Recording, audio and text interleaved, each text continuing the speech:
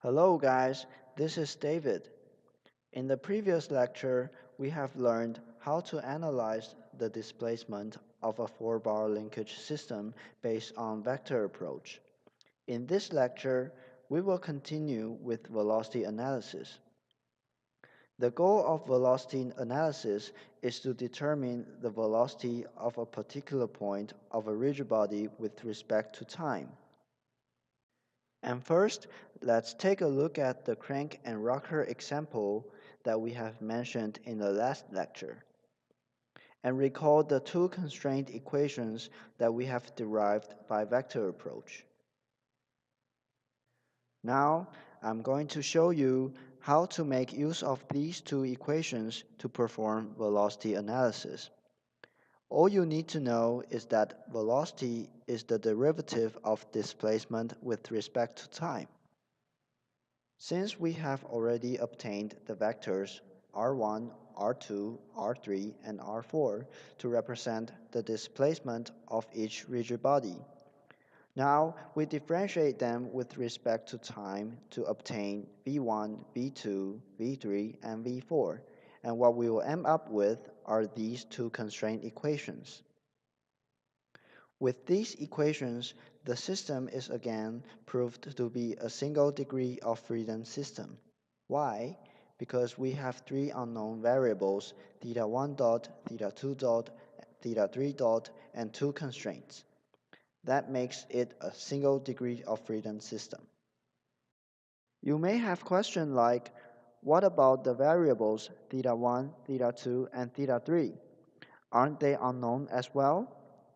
This is a good question, and to answer this, just recall the fact that these variables have been already determined from the last lecture. Therefore, in this case, they are known variables. Now, to solve for these three variables, theta 1 dot, theta 2 dot, and theta 3 dot, all you need to do is to specify the value of one of these variables, and the rest can be easily determined by solving the two equations with two unknowns using MATLAB. Once theta 1 dot, theta 2 dot, and theta 3 dot have been determined, then the rest of the variables can be determined by the following relationships. The next example is a crank and slider linkage mechanism. Again, these two constraint equations are obtained from the displacement analysis.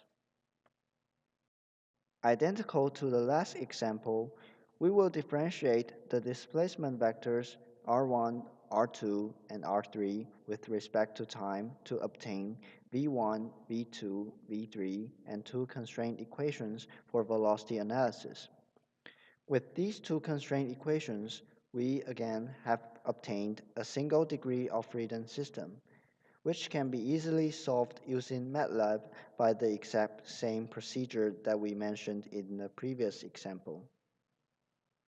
Once theta 1 dot, theta 2 dot, and x3 dot have been determined, the rest of the variables can be determined by the following relationships. And do notice that the reason why y3 dot and theta 3 dot are 0 is because y3 and theta 3 are 0 respectively. The last example that we will discuss about is an inverted slider crank linkage mechanism. One thing that should be noticed here is that the length of vector r2 is not a constant as r1 and r3.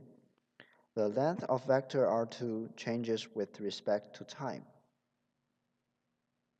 Therefore, when we differentiate the vector r2 with respect to time, v2 will have more terms than v1 and v3.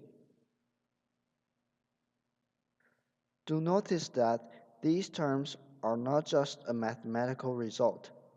They have their own physical meanings. The term over here is the velocity in normal direction, or more commonly referred to as translational velocity. And the term over here is the velocity in tangential direction, or more commonly referred to as rotational velocity.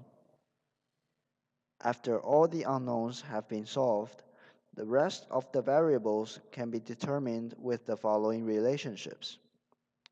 And do notice the reason why theta 2 dot is equal to theta 3 dot is because theta 2 is equal to theta 3. So this is how we analyze the velocity of a 4-bar linkage system. In the next lecture, we will talk about how to perform acceleration analysis on a 4-bar linkage system.